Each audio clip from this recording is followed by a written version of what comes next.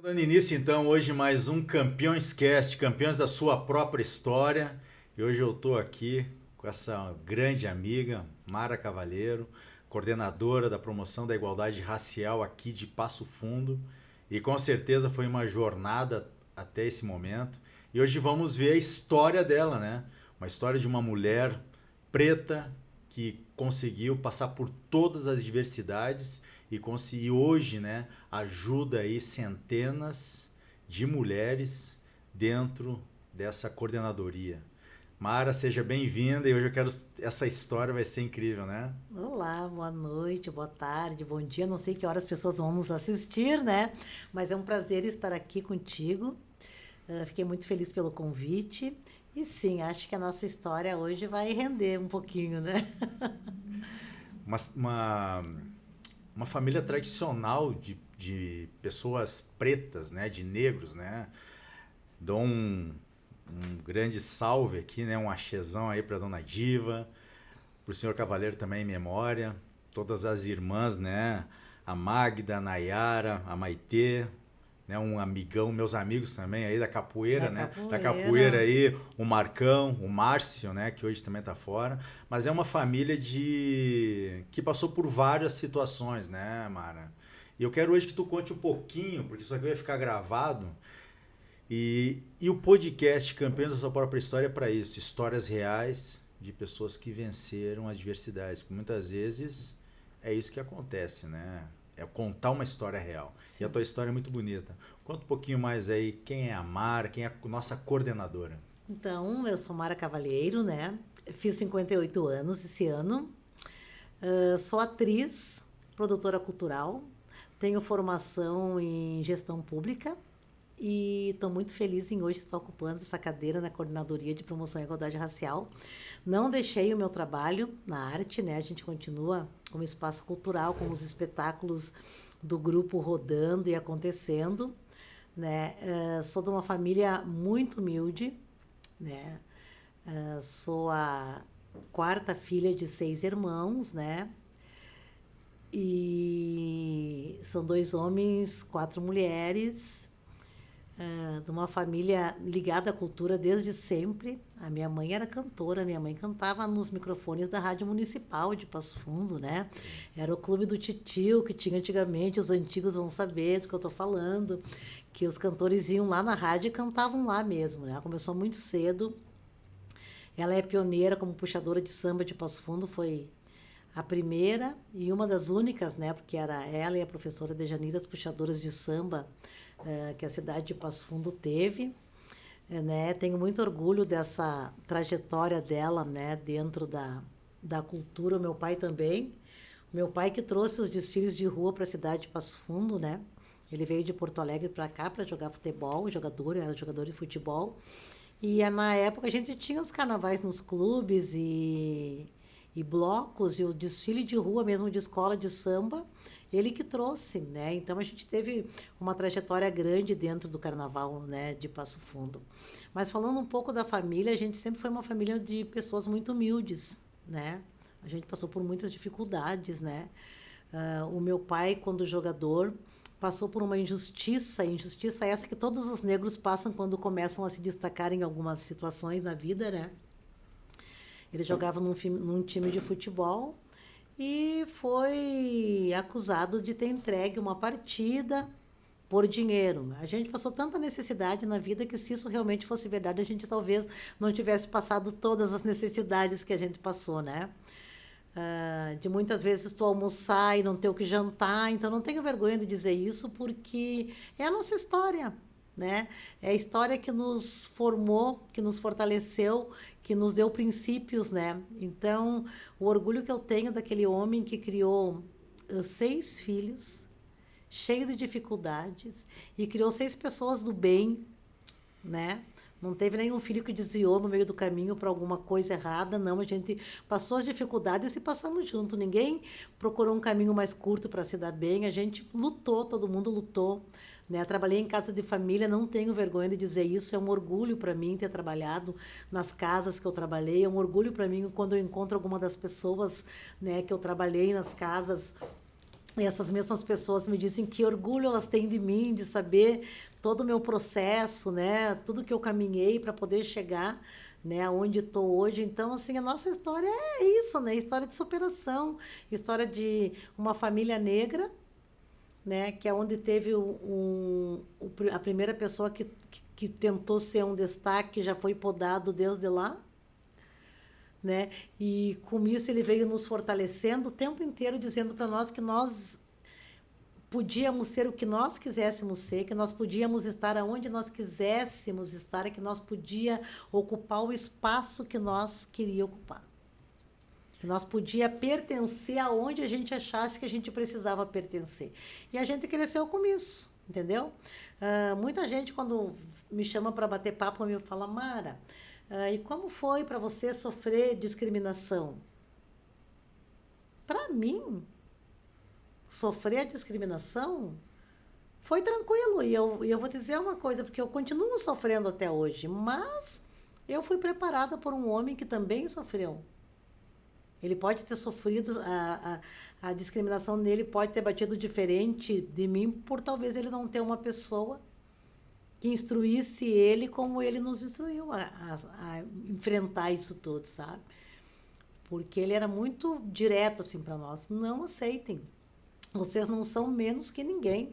Não são menor que ninguém. Vocês são iguais. E eu cresci achando e sabendo e acreditando nisso. E isso eu trago até hoje para mim, sabe?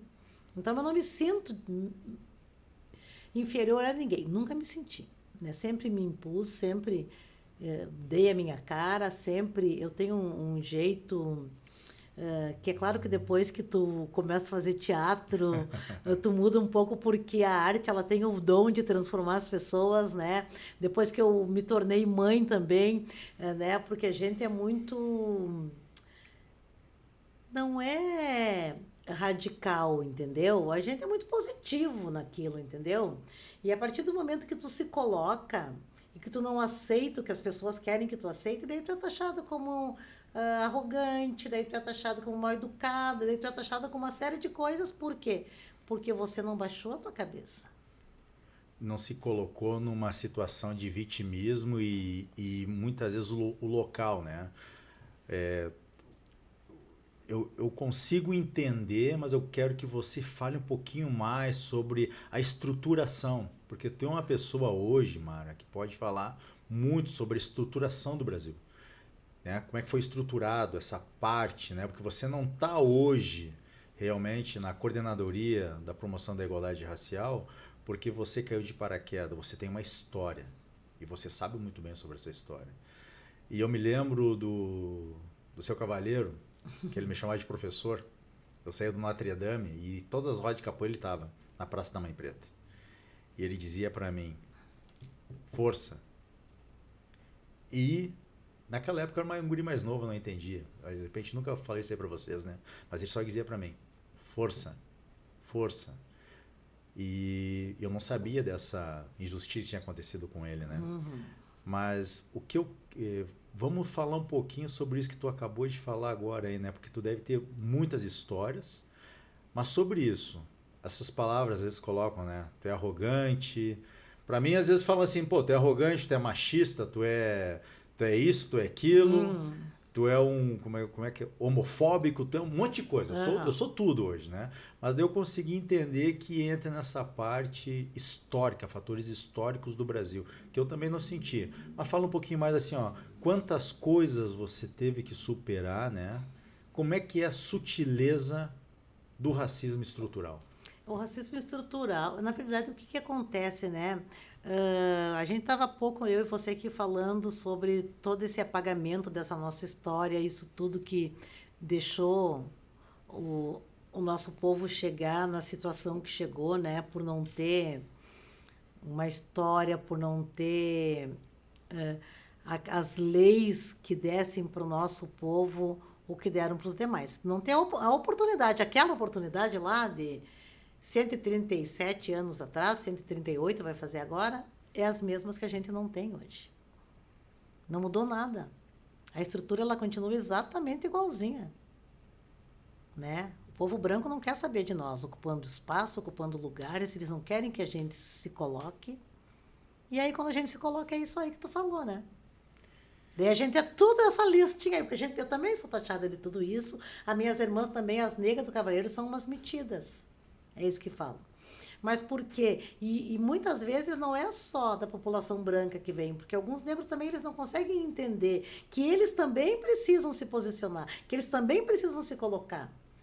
Né? Que essa estrutura que o Brasil criou de nos diminuir o tempo todo, de achar que a gente tem que ser empregado, que a gente tem que baixar a cabeça, que a gente não pode ocupar espaço, que a gente não pode estar na política, que a gente não pode estar em lugar nenhum de destaque, muita gente nossa acreditou nisso e se acovardou.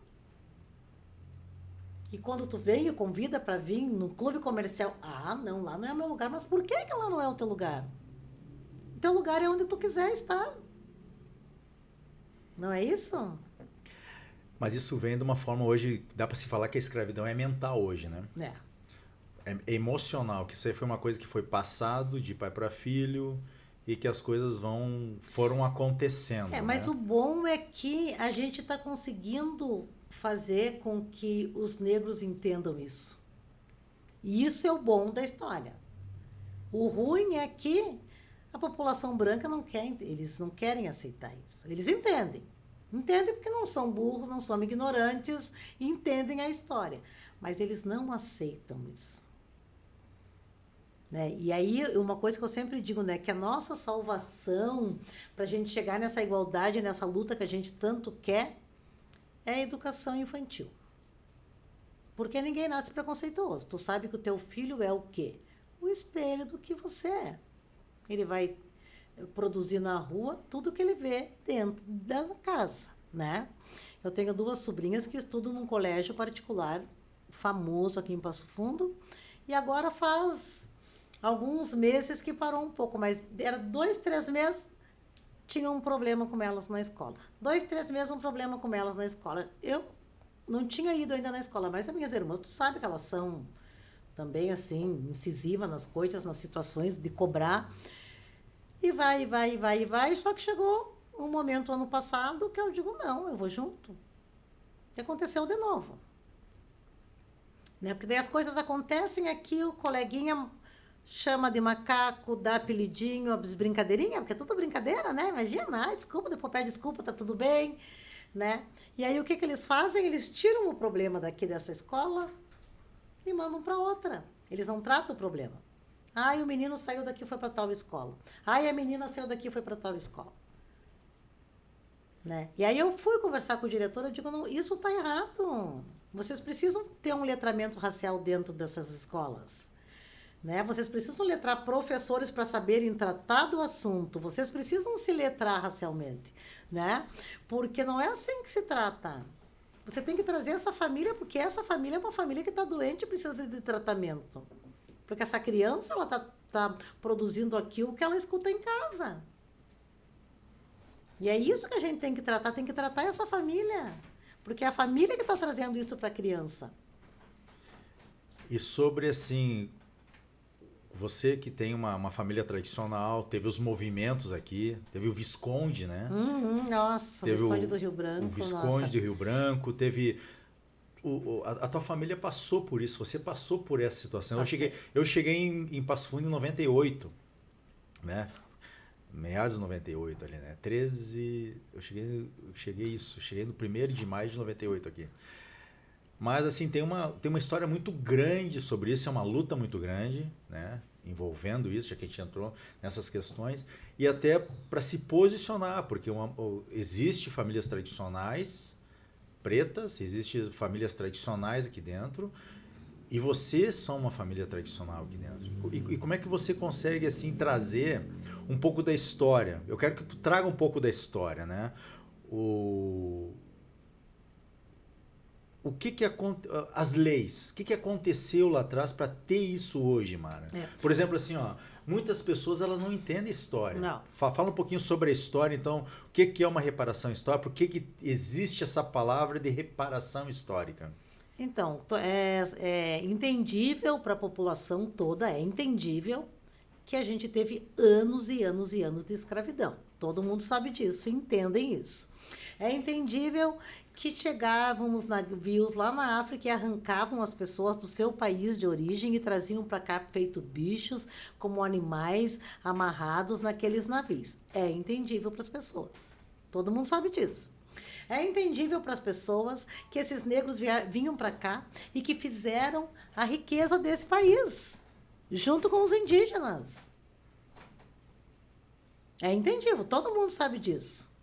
Mas as pessoas não conseguem entender que precisa ter uma reparação histórica. Tem que ter essa reparação. E por que tem que ter uma reparação?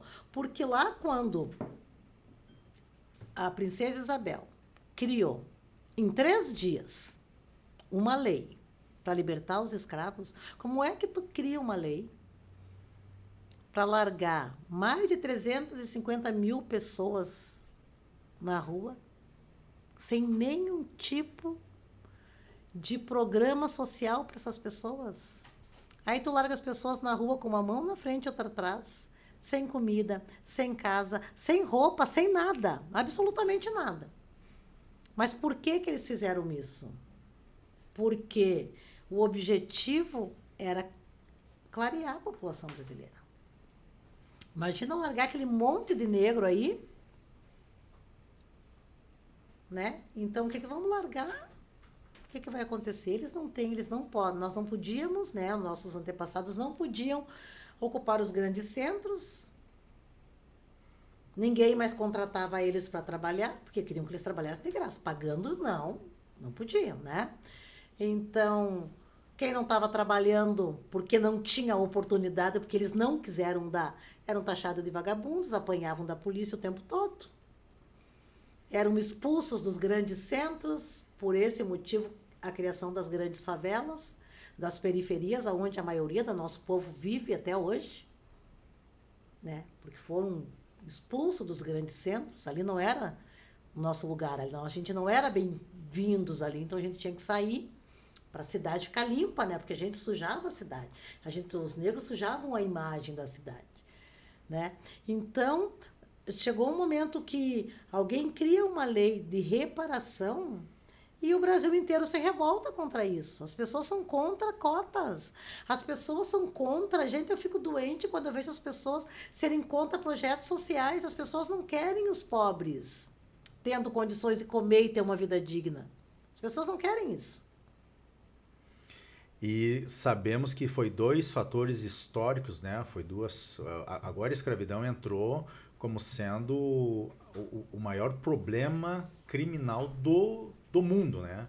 Isso foi colocado pela ONU.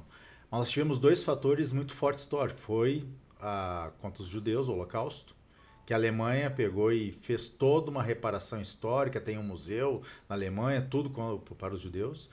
O Brasil não conseguiu fazer isso, foram mais de 5 milhões de africanos. Mas eu queria que tu falasse 2 coisas, que muitas vezes na história não está escrita, Mara. Foi feita assim, então, em 1888 a abolição da escravatura, tá? Mas só que como assim foi feita uma lei que eles não poderiam ser donos de terra? Foi sim. Por leis. Lei. Teve uma lei que eles não poderiam ser donos de terras e teve a primeira lei da educação, que eu não me lembro, foi 1825, acho que foi, 1825, a primeira lei da educação que qualquer ex-escravizado ou escravizado não poderia estudar. Eu fico pensando, né? Como que uma pessoa vai... Acho que se até hoje temos problemas de interpretação de texto, tu imagina aquela época, né? Abolição em 1888, 1825 a primeira lei da educação constitucional, que não poderiam estudar, e depois em 1850 não poderiam ser donos de terra. De nada. Podia ter dinheiro, podia ter tudo, ninguém vendia para negros. E aí, de outra forma, quando os imigrantes chegaram aqui, eles tinham um valor por adulto que eles recebiam para vir ocupar o lugar dos negros para fazer o que os negros faziam. Era um valor por adulto, um valor por adolescente, um valor por idosos, para esses imigrantes que vinham. Se eles fossem da religião católica, eles recebiam um pedaço de terra e algumas cabeças de gado por 1 ano e meio para devolver esse valor para o governo dali 4 anos. Aí eu te digo, imagina para o nosso povo, que já era acostumado a trabalhar, que sabiam fazer tudo isso, se eles tivessem tido essa oportunidade. Nós seríamos os donos do Brasil, que eu acho que seria justíssimo por tudo que fizemos, né?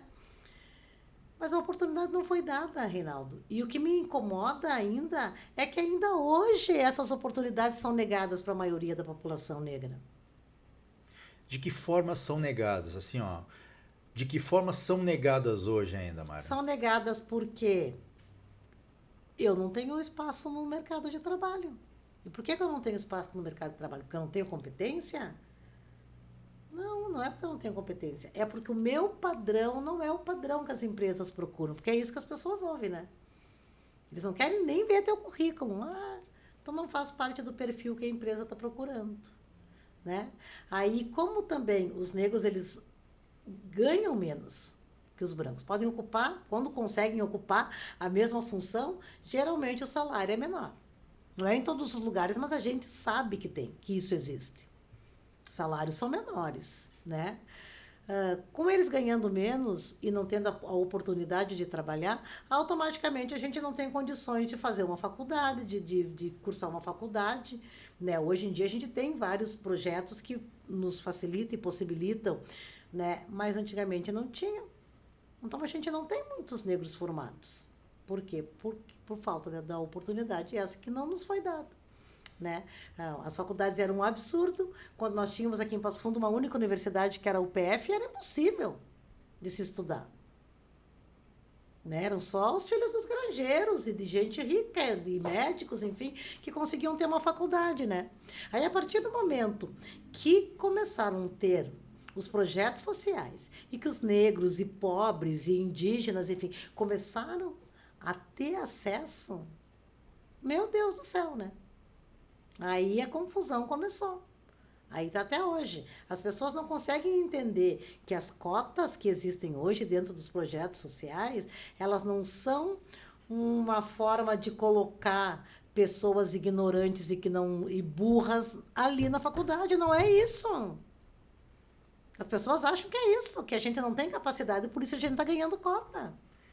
E que, na verdade, essa reparação, eu faço uma analogia disso que você está falando aí, que é o seguinte, ó, hoje, né, existe os psiquiatras, existem os psicólogos que falam conforme a tua família, você vai ter o teu QI, vai ter teu padrão de comportamento. Sim, é tudo. Então, isso é relevante, então, colocando que tudo que aconteceu com mais de 5 milhões de africanos que hoje, né, o Brasil é considerado a segunda África. Sim. Né? Isso pode ter trazido de pai para filho uma geração, é por isso que daqui a pouco, como você fala hoje, né? Às vezes as pessoas não entram no lugar. Sim, tem livre acesso, mas daqui a pouco as pessoas não conseguem entrar, não se sentem bem. Isso que eu quero te dizer assim, ó, que tem muita gente que fala, mas tem muito negro racista que não se aceita como negro. Não é que ele não se aceita, é uma defesa dele, disso tudo aí. Aí tu ouve, negro isso, negro aquilo, aquele, não quero. Como é que a pessoa vai se aceitar? É uma defesa da pessoa, não é que ela seja contra ela e contra a raça dela. Muitos negros, eles preferem deixar como está porque é uma defesa. E aí, quando a gente fala sobre isso, essa questão de tudo que os nossos antepassados passaram e que a gente sabe, que todo mundo sabe, aí tem a questão da nossa saúde mental, a saúde mental da população negra. Tá sendo uma aula de história hoje, né, Samuel? Então... Né? Daí entra a questão da saúde mental, como é que a gente vai tratar a saúde mental? E daí também não é só a saúde mental, porque tu sabe, não sei se tu é entendido desse assunto, mas deve ser, que a população negra, ela não tem um atendimento 100% nos consultórios médicos como a população branca. Tu sabe que a violência obstétrica, ela é muito grande, por quê? Porque nós somos mulheres fortes, a gente aguenta tudo, porque negro é forte, meu bem. Negro aguenta tudo, negro não precisa fazer anestesia, negro não precisa ter qualquer probleminha e ir direto para uma cesariana, não, vai ter esse filho aí natural até a hora que der. Daí muitas mães perdem a vida, perdem os filhos, por quê? Porque nós somos fortes, nós podemos suportar isso. A gente pode suportar a dor até não existir mais o que fazer, aí eles tomam uma atitude. E é isso que acontece muito isso. E a minha luta ali dentro da coordenadoria é trazer para todo, não só para a Secretaria de Saúde, esse letramento racial. Eu acredito que todo funcionalismo público e pessoas que atendem pessoas têm que se letrar racialmente. Eles têm que saber atender as pessoas.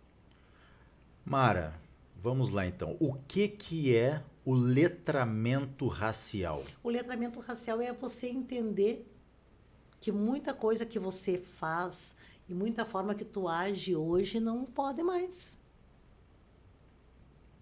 Essa estrutura, o letramento racial, ele está aí para quê? Para terminar com essa estrutura que foi criada. Dá um exemplo prático para mim.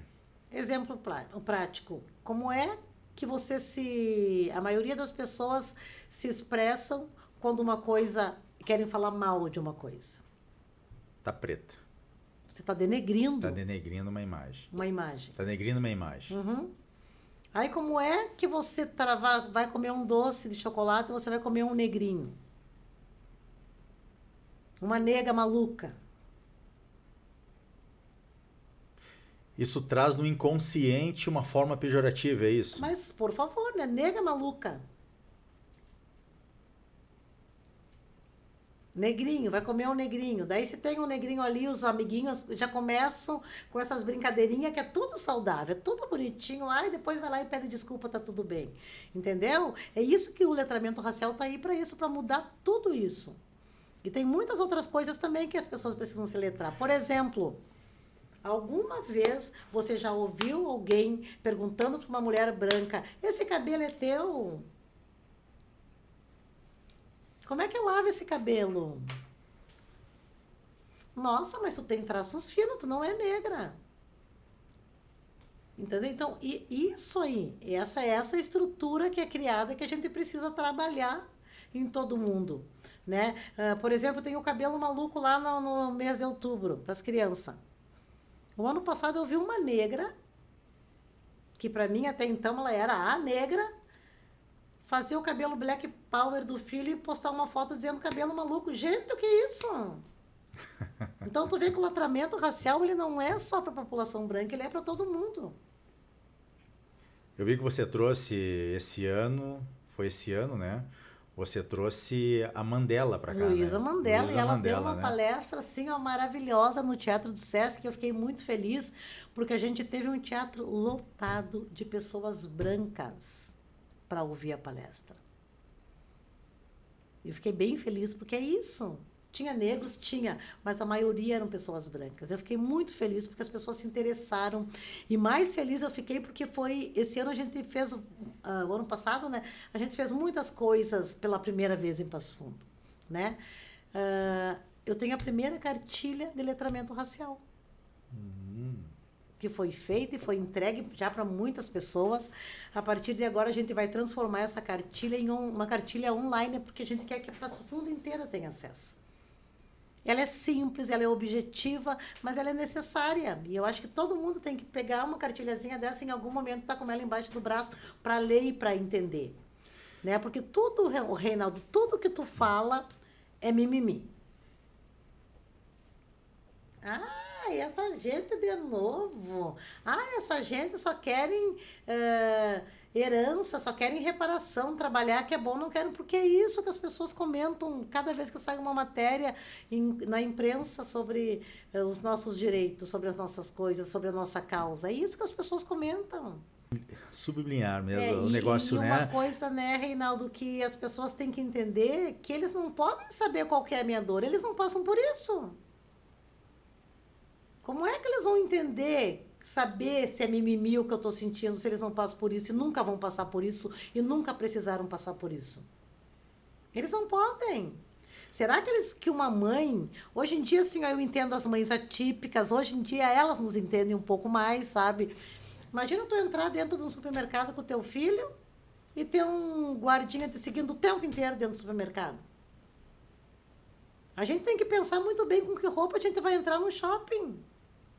A gente que é negro, a gente não pode relaxar, a gente tem que estar impecável para ser, pelo menos, bem, nem te digo bem tratado, porque tu entra, parece que, né, te chama o olhar de todo mundo e as pessoas ficam te cuidando e ficam se cuidando o tempo todo como se você fosse uma ameaça.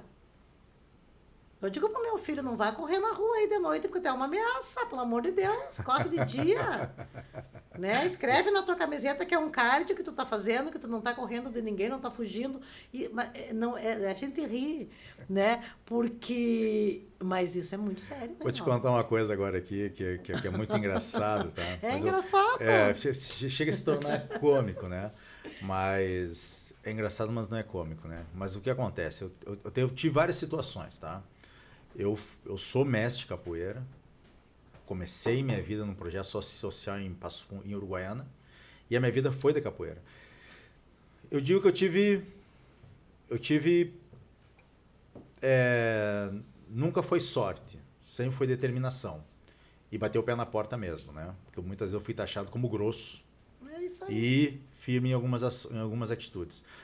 Mas eu tive algumas situações, mas para um pouquinho, que profissão tu tem? Eu sou sou professor de capoeira, porque eu ganhava bem. Eu dei muita aula, até nem sabia, fiz mais de 1000 projetos dentro de Passo Fundo entre 99 até 2013, porque depois eu já me formei, fiz as coisas, mas tudo dessa forma. Mas assim, mas chegaram uma vez de ter Polícia Civil, Polícia Federal dentro da minha academia, que eu tive academia durante 10 anos no Notre Dame. Eles estavam lá investigando como que eu poderia ter uma S10. Não como pode. Que eu poderia... Então, alguns teve essa situação de me perguntarem sobre isso, tá? Então, é uma coisa que é real. Né? E eu digo que não é mimimi. Mas assim, ó, como hoje, Mara, porque a gente está vivendo hoje numa polarização, né? Hoje você, como tu falou agora, quando você vai falar alguma coisa, parece que você está se queixando, se rebaixando, ou tu está se vitimizando.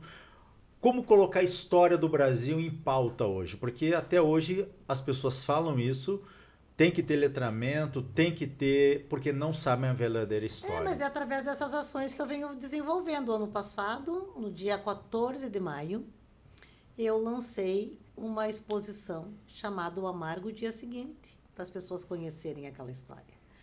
Só que a história é tão longa, né? É muita coisa, então acabou ficando um texto grande nas fotos, na exposição. E aí, como eu sou artista, o que eu fiz? Eu fiz uma contação de história de tudo aquilo ali. E no dia do lançamento, e quando as escolas vinham visitar a exposição, eu contava aquela história, porque eu sabia que eles não iam ler tudo que tinha ali. Mas eu contei a história para muita gente. Ficou um mês inteiro à disposição na galeria Estação da Arte, ali na Gare. As escolas indo toda tarde, muitas escolas, algumas manhãs, e eu contando aquela história para eles.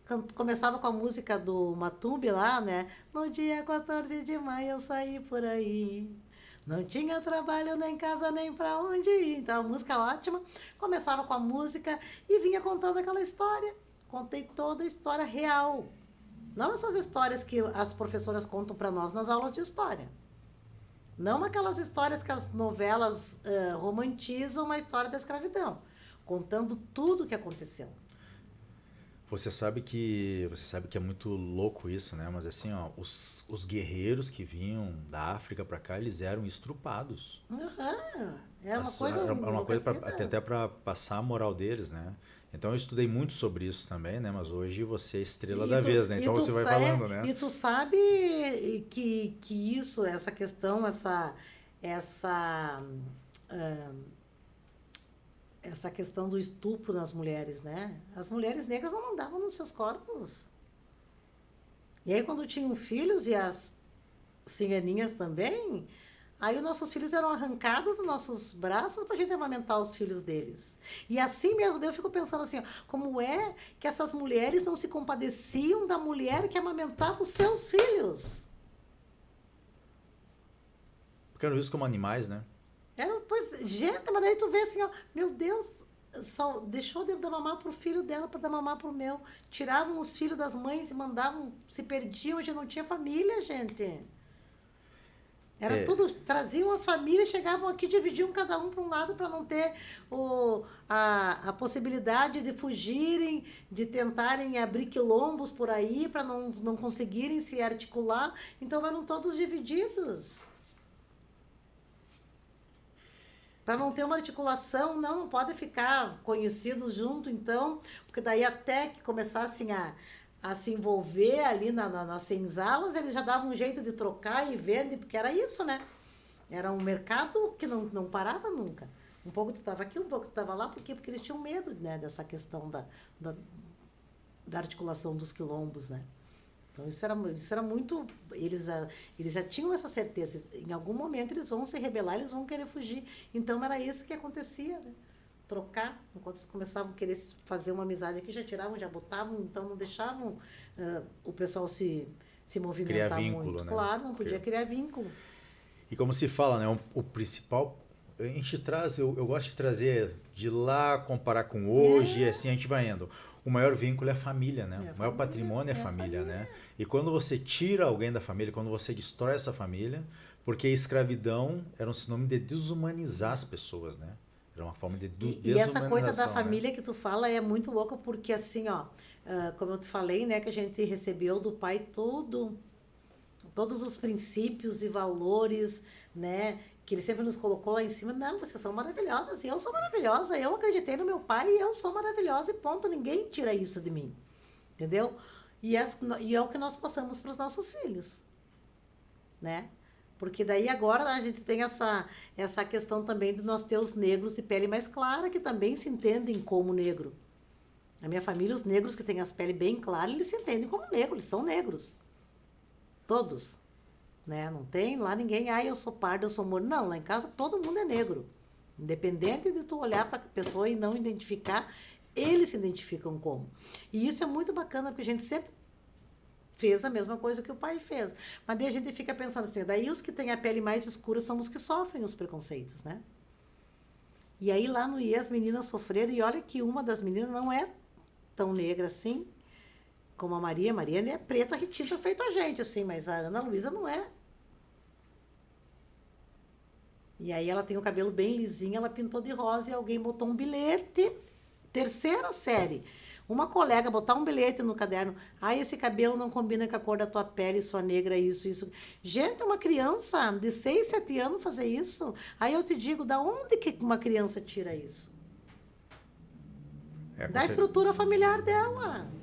De achar que negro não pode pintar o cabelo porque é negro, que negro não pode isso porque é negro, que negro não pode isso porque é negro. Né? E aí o que me preocupava, assim, cada vez que eu ficava sabendo, aí eu chorava de ódio, de raiva, de pena delas, entendeu? De serem pequenas e terem que estar enfrentando isso. E ao mesmo tempo que eu sofria, eu pensava, tá, mas eu não sofria. A gente tá conversando, mas daí tu também não sabe até que ponto, porque é aquilo, né? Tu sofre um preconceito, tu não sabe como é que a pessoa vai se sentir, né? E quando eu falo assim, ó, que as pessoas já devem estar me achando uma chata, que eu fico falando nesse letramento racial, é que as escolas têm que ter uma pessoa preparada para receber. A pessoa que sofreu, um acolhimento tem que existir. Tem que ter um acolhimento. Não ficar dizendo, não, foi brincadeira, pede desculpa, coleguinha, tá tudo bem, isso está errado. Não vai fazer mais, não, isso não vai mais acontecer. Não é isso, não é isso. Né? O ano passado, Reinaldo, eu fui assim, ó, numas 50 escolas. E aí eu chamava os coleguinhas, quem fez, quem brincou, quem falou piadinha. Tu gostaria que fizessem isso contigo? Não. Tu acha legal fazer isso com a tua colega? Por que tu faz isso com ela? E daí eu pego e eu vou mais além. Eu digo, tu sabia que uma brincadeira dessas tu pode fazer com que ela fique doente da cabeça e daqui a pouco ela possa querer tirar até a própria vida? Porque a gente tem que falar assim. As pessoas têm que entender. Não dá mais para romantizar, né? Não dá. As pessoas têm que entender que uma brincadeira pode desencadear num suicídio. Né? Não vai dizer que não pode. E muitas vezes já aconteceu isso. E eu penso que hoje, Mara, assim, hoje, né, tua família está bem estruturada, tuas Graças a irmãs Deus. estão bem estruturadas, né?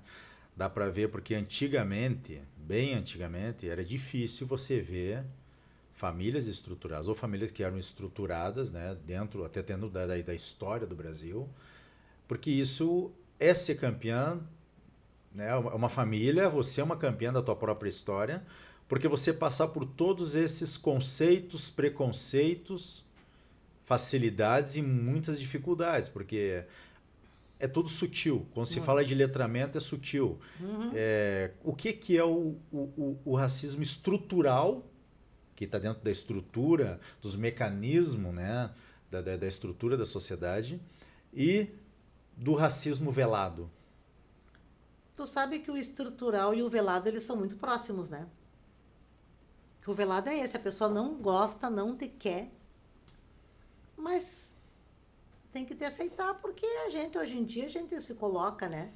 Se pertence, eu gosto muito desse termo, o pertencimento. Acho que todo negro tem que pertencer aonde ele achar que que ele merece estar ali, né? Então, ele é muito próximo. Daí a gente tem o racismo estrutural, que é esse aí, das pessoas ficarem te diminuindo pela cor da tua pele, né? Fazendo piadinha o tempo todo de você, do teu cabelo, da tua roupa, disso, daquilo. E ele está estruturado, de não te aceitarem aqui, não te aceitarem ali. O racismo constitucional é aquele que não aceita um, alguém ocupando um cargo público, né? Não aceita que você seja político, que você concorra, que você mereça um voto, né? Então, a gente tem que trabalhar esses dois. Por quê? Porque se nós somos 53% da população brasileira, por que nós não temos um presidente negro nesse Brasil? Por que nós não temos a maioria da bancada dos deputados negros nesse Brasil? Por que nós não temos a maioria de representantes negros nesse Brasil? Nós somos a maioria. Mas sabe o que acontece? É que a estrutura ela foi tão bem feita que o nego começa a pensar, eu não vou votar nesse negrão, hein? Pode ficar se achando. Mas é verdade. Sim. Lá, os Estados Unidos estão se matando. Estão querendo matar o mundo porque as pessoas pensaram da mesma forma. Um país virado em latinos, virado em negro, deixaram de votar numa mulher negra porque imagina uma mulher negra presidente dos Estados Unidos. Né? Então, hoje eles sofrem o que eles mesmos se permitiram, que é ter um monstro, porque aquele homem é um monstro, né? Mandando neles lá e querendo mandar no resto do mundo. Por quê? Porque impossível. Já tiveram um presidente negro e não foi um presidente ruim, né? Foi um momento bom para os Estados Unidos, mas eles não aceitam, gente. Não aceitam. E aí essa é a estrutura que a gente tem que tirar. E existe hoje, assim, na tua visão, né? Porque, pô, a gente vai ter que fazer muito mais, vai ter que fazer um documentário sobre isso, né, Samuel?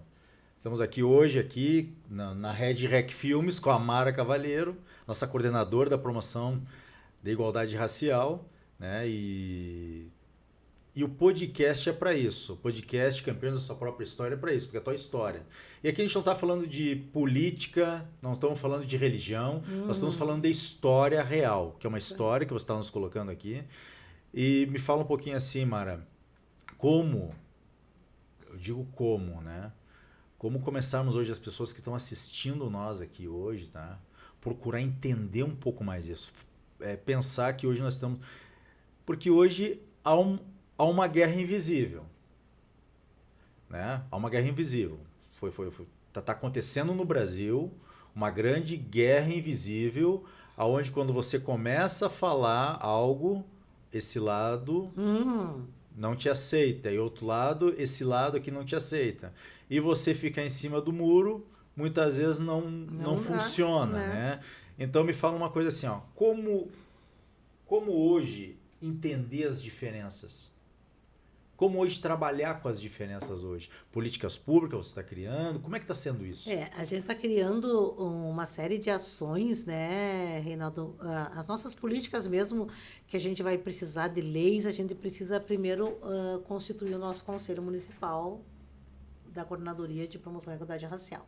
A gente está caminhando, acredito que desse ano não vai passar, a gente vai ter. Mas fora isso, a gente tem trabalhado muito isso. Tá? O respeito, né, à religião do próximo, o respeito à raça, o respeito à condição física, o respeito a tudo, porque tudo que é diferente daquilo que ai, meu Deus. Enfim, que a população no geral, né? A sociedade. A sociedade, que a sociedade impõe como padrão, tudo que não é aquilo é massacrado, é massacrado. E a gente está numa guerra muito grande religiosa porque as pessoas evangélicas, elas não nos respeitam. As pessoas evangélicas, não é todos, mas tem um radicalismo dentro da religião evangélica que não aceita você não ser evangélico. Que não te respeita você na tua religião, seja ela qual for, católica, budista, espírita, povo de terreiro. Eles não aceitam. E aí eles te atacam o tempo todo. Eles te chamam de um monte de coisa e eles não aceitam. E isso está errado. Essa estrutura tem que mudar.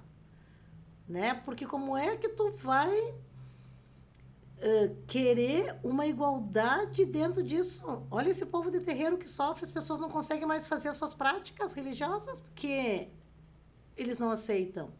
Mas se tem um evento evangélico, tudo é aceitável. Aí se tu chamar a polícia para ir parar um culto, eles não vão. Agora para parar um tambor num terreiro de Umbanda, eles aparecem. Então é tudo mudo. Eu vou te contar uma coisa que aconteceu agora, sexta-feira. Tinha uma senhora indígena com uma criança vendendo os seus produtos aqui na praça da Marechal Floriano. Eu estava numa padaria ali tomando café com uma coordenadora da mulher e entrou uma mulher e disse: meu Deus do céu, as pessoas estão loucas, estão enlouquecidas, o que aconteceu? Na esquina, o que aconteceu? E ela: tem uma senhora indígena ali, estava vendendo, e a polícia chegou ali assim, a uns 20. Chegaram maltratando ela, e daí um cara não gostou, começou a filmar, eles quebraram o cara a pau, deram até choque no cara, mandaram o cara sair. E aí tem um monte de gente ali filmando e fazendo e acontecendo. Eu levantei e fui lá. Eu cheguei lá, estava uma coitada de uma indígena encostada na parede, uma criança berrando desesperada, e uns 20 brigadianos em volta. Eu entrei e perguntei: ela matou alguém, né? Não, ela matou alguém, né? Meu Deus, o que está acontecendo? Ah, ela não pode usar, a criança estava pedindo no... Eu digo: vocês chamaram o conselho tutelar? Deu uma mulher: eu sou o conselho tutelar. E eu: tá, mas o conselho tutelar é um órgão que é criado para proteger criança. Olha o desespero dessa criança aqui, o que está acontecendo aqui? Ai, a gente está assim, pediu reforço porque ela tentou fugir. Eu digo: ela é uma mulher com um balaio cheio de produto e uma criança. Que bom que vocês chamaram reforço, né? Porque vocês não iam conseguir pegar ela, né? E aí, assim mesmo, por mais que eu tenha falado, solicitado, pedido, eles levaram essa indígena algemada para a delegacia e levaram a criança para o conselho tutelar, para uma casa de recolhimento. Aí eu perguntei para a indígena: qual é a tua aldeia? Aí ela me falou, eu liguei para o cacique veio, aí ele me ligou, era umas 7 e pouco da noite, isso era umas 4 horas da tarde, 7h30 da noite, e me disse: estou tirando ela daqui, achei um abuso, ela está algemada aqui, com 8, 10 brigadianos em volta dela. E agora a gente está saindo daqui, está indo para uma casa de acolhimento buscar a criança, aí nós vamos voltar para a aldeia. Daí eu te pergunto, Reinaldo, o que fazer? O que fazer? Você fica até sem palavras, né? Nossa, eu cheguei em casa aquele dia, era véspera de feriado, acabou com o meu feriado, eu fiquei mal, eu chorei, eu me estressei, porque eu tô agora, domingo eu vou estar fazendo a nossa primeira feira Afro-Brasileira, não, primeira feira de mulheres negras e mulheres indígenas empreendedoras. Porque o meu objetivo é o quê?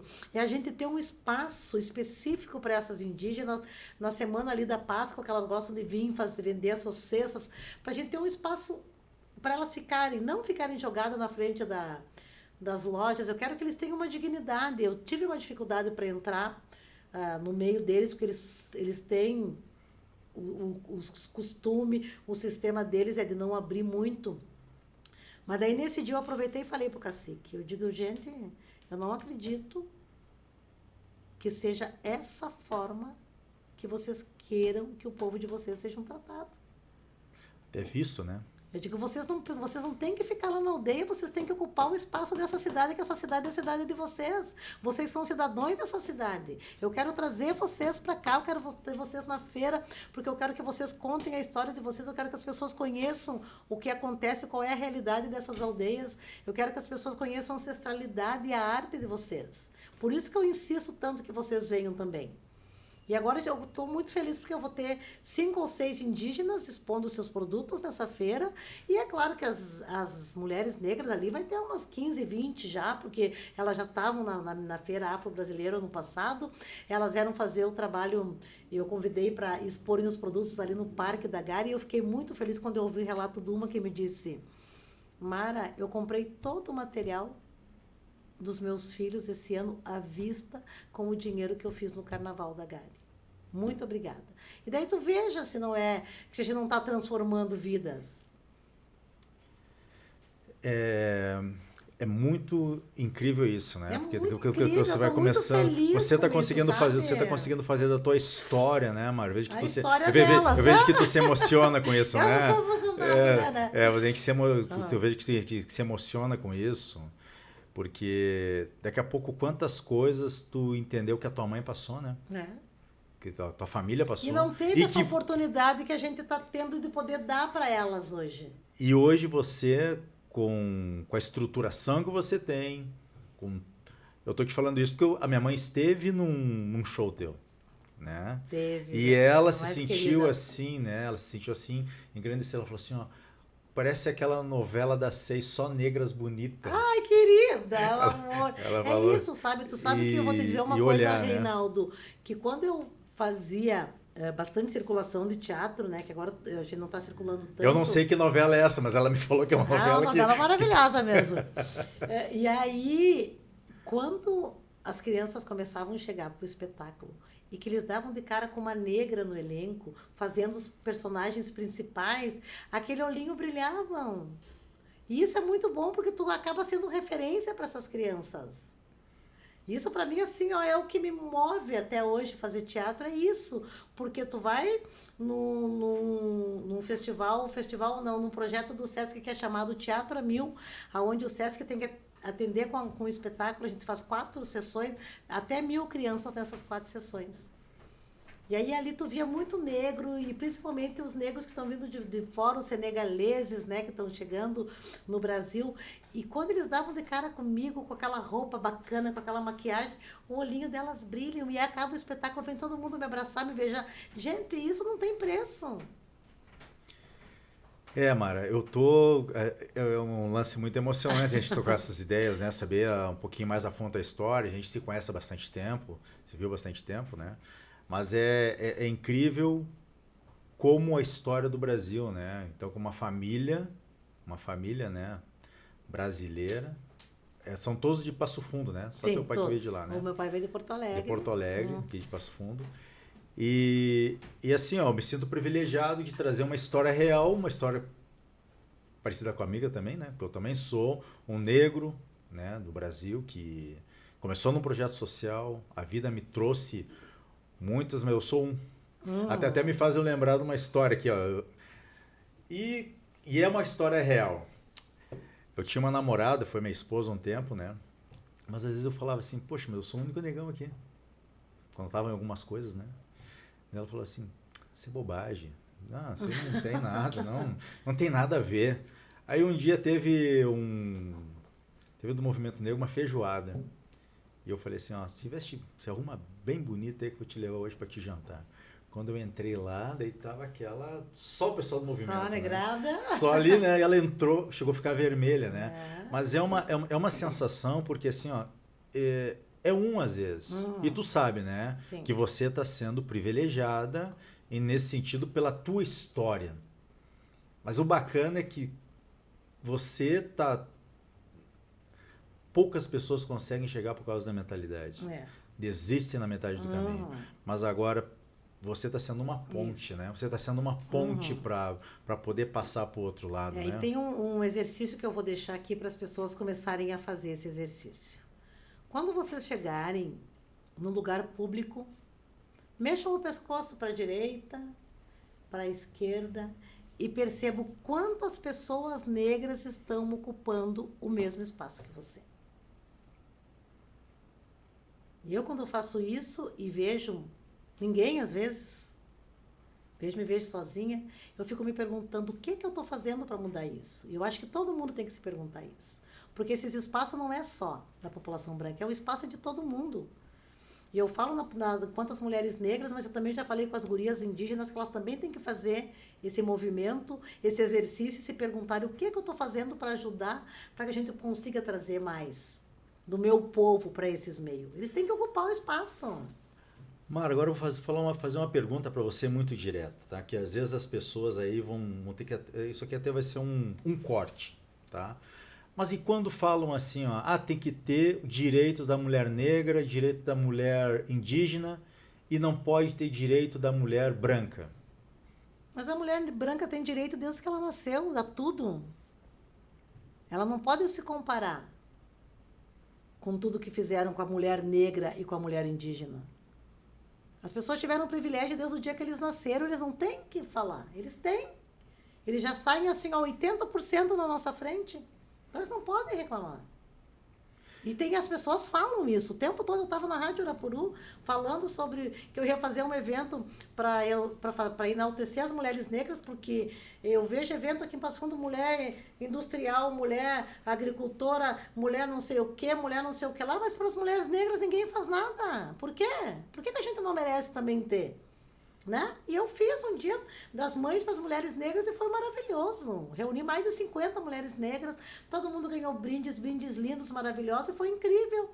Né? Brindamos com espumante no final porque a gente merece isso, a gente merece essas coisas e elas estão se sentindo o máximo porque elas chegam lá, eu dou o microfone para todo mundo se apresentar, me dizer de onde que elas vêm, o que fazem, por que aceitaram o convite, o que elas pensam daqui para frente e está sendo maravilhoso. Sendo muito bacana, muito bacana. Então é história, então, né, Mara? É muito importante saber a história daquelas pessoas que viveram na pele essa história. Uma coisa que mudaria um pouco essa estrutura. Leiam, gente, se informem, não falem coisa que vocês não sabem. Não leiam só a manchete das matérias, abram as matérias, entendam, interpretem o texto. Vão ler história do Brasil, não fiquem achando que porque o professor de história é comunista. Não, o professor de história está contando a história. Porque quando a gente vai falar da história triste mesmo, as pessoas ficam taxando a gente de petista o tempo todo. E eu não sou petista. Eu sou a favor das pessoas, das minorias. E eu fico muito indignada com isso, porque é isso. As pessoas ficam me chamando de comunista porque eu defendo a minha classe. Porque eu defendo as mulheres negras, os homens negros, a população negra. E as pessoas estão muito equivocadas, as pessoas estão precisando estudar. Me desculpem, mas é estudo que falta. É leitura que falta. É interpretação de texto que falta. É isso que nós vamos ter que fazer, interpretação de texto. Hoje eu estou aqui com a coordenadora da promoção da igualdade racial e ela tem autoridade, né, para estar falando isso hoje aqui no nosso podcast. Mara, eu penso que a gente tem muitas coisas, né, para falar. Não vai ser a primeira vez que a gente vai estar trocando essa ideia, porque dá voz.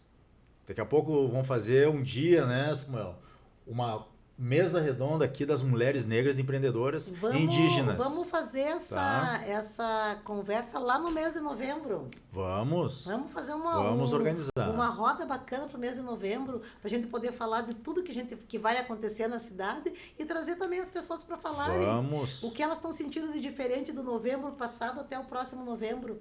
Né? Isso. A gente fez umas ações bem bacanas, então é bom a gente ter esse feedback também, né? Vamos ser nessa, Samuel. Vamos fazer sim, tá?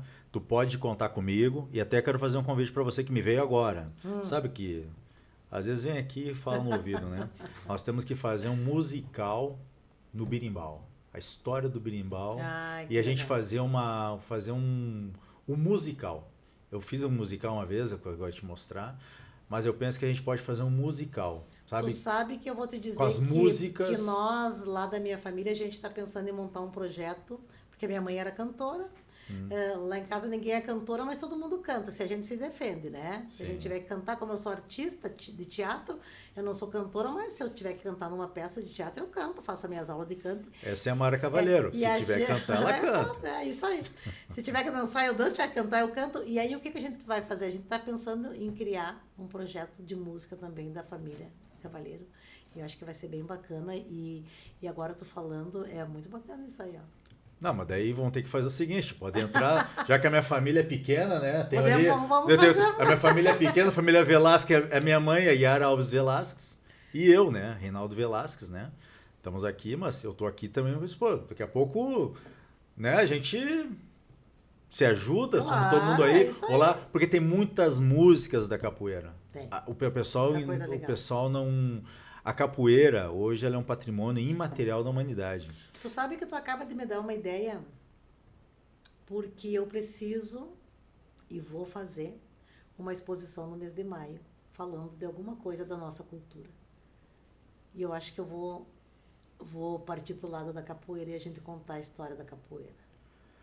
A capoeira, só para você poder entender, agora isso aqui eu vou falar direto aqui, hein?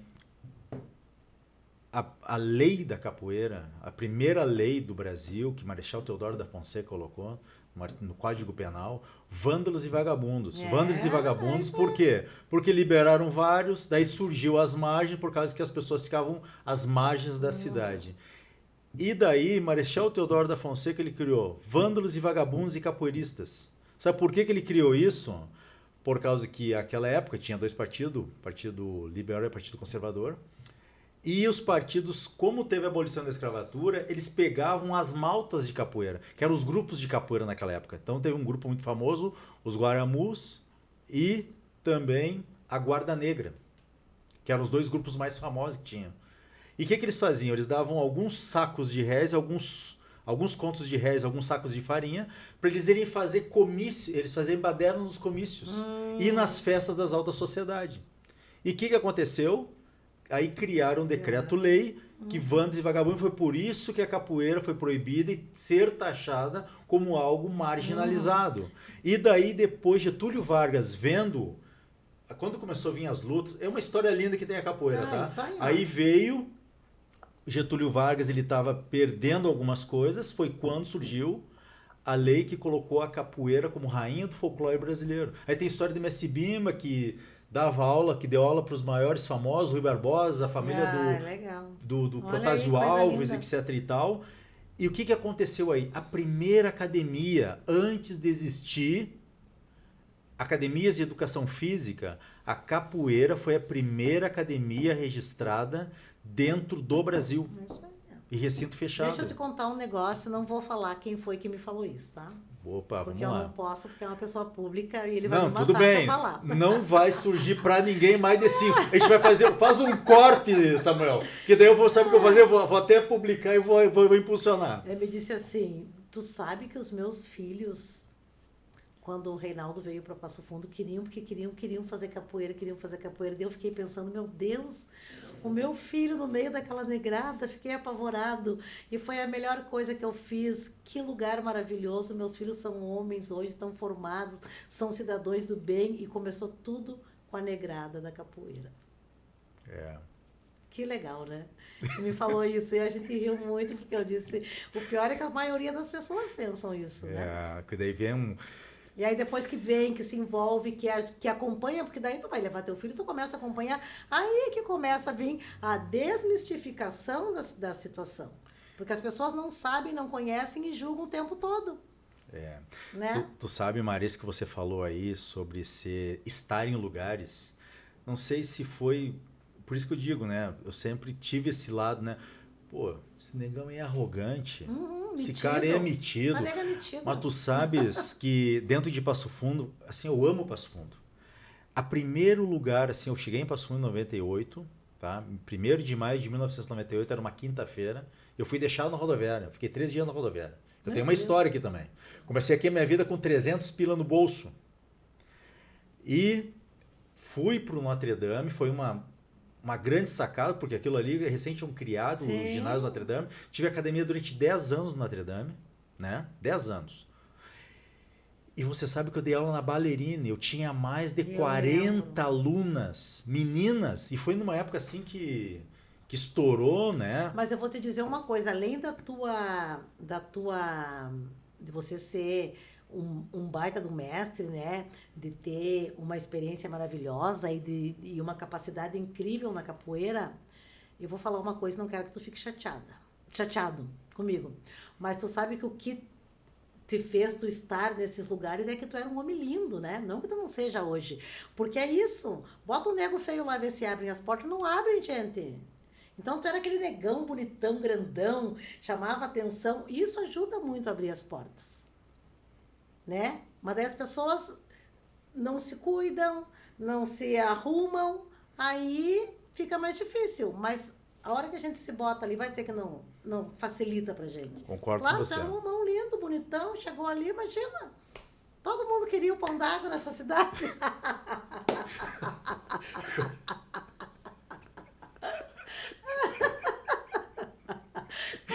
Mas vai dizer que não era, é isso. E eu penso que é isso, né? Como diz o ditado, né? Espiritualidade vê teu coração. Mas as pessoas veem a tua aparência, o carro que você usa, o jeito que você fala, né? Então, acho que é isso que a gente tem que trazer também, né? Acho que para as populações, né? Agora me deixou sem graça.